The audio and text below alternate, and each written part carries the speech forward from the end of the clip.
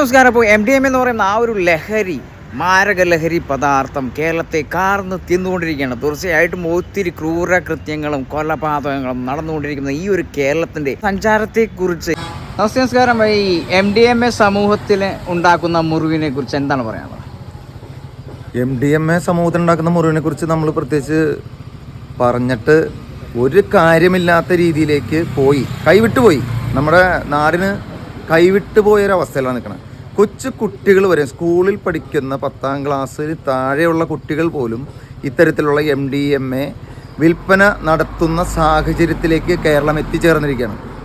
ഇതിൽ നിന്ന് ഇനി പെട്ടെന്നൊരു മോചനമുണ്ടാകണമെങ്കിൽ ഇത്തരത്തിൽ പിടിക്കുന്ന ആളുകളെ നമ്മുടെ സർക്കാർ വേണ്ട സംരക്ഷണം കൊടുത്ത് ജയിലിലിട്ട് അവരെ നല്ല രീതിയിൽ നോക്കുകയല്ല വേണ്ടത്. അവരെ കൊണ്ടുപോകണ വഴിക്ക് വണ്ടിയിൽ നിന്ന് ഒരു മൂത്രം ഒഴിക്കാനൊക്കെ പറഞ്ഞു വിട്ടിട്ട് വെടി വെച്ചാണ് കൊന്നുകളഞ്ഞേക്കണം. അങ്ങനെ ഒരു സാഹചര്യമാണ്. പിന്നെ ഇത് ആവർത്തിക്കില്ല. ഇവിടെ എന്ത് കുറ്റം ചെയ്താലും അവനെ അപ്പോൾ സർക്കാർ തന്നെ കേസ് നടത്തി ജയിപ്പിച്ച് അവനെ പുറത്തിറക്കാനും അവന് ജാമ്യം കൊടുക്കാനും ചെയ്യുന്ന ഈ അനാസ്ഥ നിർത്തലാക്കണം. ശരിക്കും 2025 ചെറിയ കുരുന്നുകൾ മുതൽ നടത്തിയിരിക്കുന്ന കൊലപാതകങ്ങളുടെ ഒരു വലിയ നിര തന്നെയാണുള്ളത്. അതെ. ഇങ്ങനെയുള്ള ആൾക്കാരെ കൂടി തെളിവെടുപ്പിന് തന്നെ എന്ത് ചെലവാണ് സർക്കാരിന് നഷ്ടം, എന്ത് ചെലവാണ് നഷ്ടപ്പെടുന്നത്. ഇങ്ങനെ ചെയ്യേണ്ട ആവശ്യമില്ലാന്നേ. ഇവരെയൊക്കെ പിടിച്ച ഓൺ ദ സ്പോട്ടിൽ വെടി വെച്ചാണ്ട് കൊന്നുകളഞ്ഞേക്കണം. അങ്ങനത്തെ ഒരു നിയമം വേണം ഇവിടെ. മറ്റുള്ള രാജ്യങ്ങളിലുണ്ടല്ലോ അങ്ങനെ. അപ്പം എന്താ കാരണം എന്ന് പറഞ്ഞാൽ പിന്നെ ഇങ്ങനത്തെ ഒരു തെറ്റ് ആവർത്തിക്കാൻ ആരും കൂട്ടാക്കില്ല. ഇപ്പം തന്നെ ആ പയ്യൻ ചെയ്തെന്താ, സ്വന്തം ഉമ്മയും വാപ്പയും സ്വന്തം കാമുകി എന്ത് ചെയ്ത്താണ് ചെയ്തേക്കണത്. അപ്പം അവൻ മനുഷ്യനല്ലാണ്ടാവാണ് ഈ സാധനം ചെന്ന് കഴിയുമ്പോൾ. അവനിനി ഒരിക്കലും അതിൽ നിന്നൊരു കരകയറ്റുണ്ടാവില്ല. ശരിക്കും സാധാ മദ്യവും ഈ MDMA തമ്മിലുള്ള വ്യത്യാസം ഒന്നാണ്. സാധാ മദ്യം കഴിച്ചാൽ 4-3 മണിക്കൂറാണ്. ഇത് 48 മണിക്കൂറാണ് ഇതിൻ്റെ ഒരു പ്രവർത്തനം നടക്കുന്നത് ശരീരത്തിൽ. അപ്പോൾ അതിനെക്കുറിച്ച് എന്താണ് പറയുക? ഈ ലഹരിക്കടത്തും ലഹരി വിൽപ്പനയും അതോടൊപ്പം തന്നെ ലഹരി ഉപയോഗവും എന്താണ്? ഈ ചെറിയ കുട്ടികൾക്കാണ് കൂടുതൽ വിൽപ്പനയ്ക്കായി കൊടുത്തുവിടുന്നത്. ഇത് വലിയ സംഘം തന്നെയുണ്ട്. അപ്പോൾ മാഫിയകൾക്കെതിരെ എന്താണ് പറയാനുള്ളത്?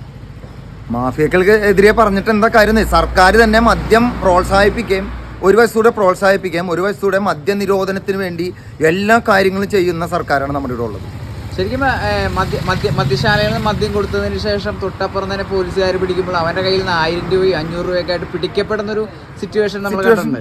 തീർച്ചയായിട്ടും. ഇപ്പൊ സർക്കാർ നിർമ്മിക്കുന്ന സമയത്ത് 60 രൂപ 70 രൂപ വില വരുന്ന മദ്യം 750-900 രൂപയ്ക്ക് വിൽപ്പന ചെയ്യണു. ആ സർക്കാർ തന്നെ ഇത് മേടിച്ചുകൊണ്ടുള്ള ആൾക്കാരെ മാറിയിരുന്ന് പിടിക്കുന്നു. എന്ത് തോന്നിവാസമാണ് ഇവിടെ നടക്കുന്നത്?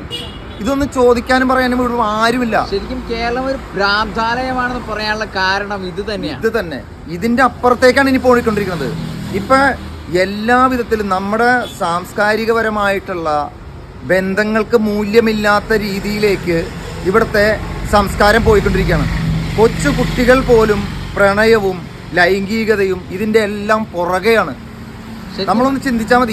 ഇതിനെതിരെ സർക്കാരിന് എന്താണ് ചെയ്യാൻ പറ്റണത്? ഇവര് വിചാരിച്ചാൽ വേണ്ട രീതിയിൽ നിർത്തലാക്കാൻ സാധിക്കും.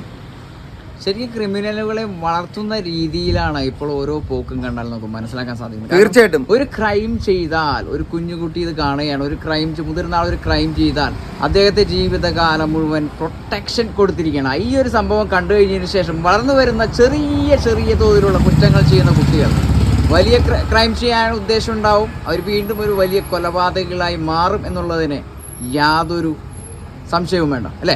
ഉറപ്പായിട്ടും.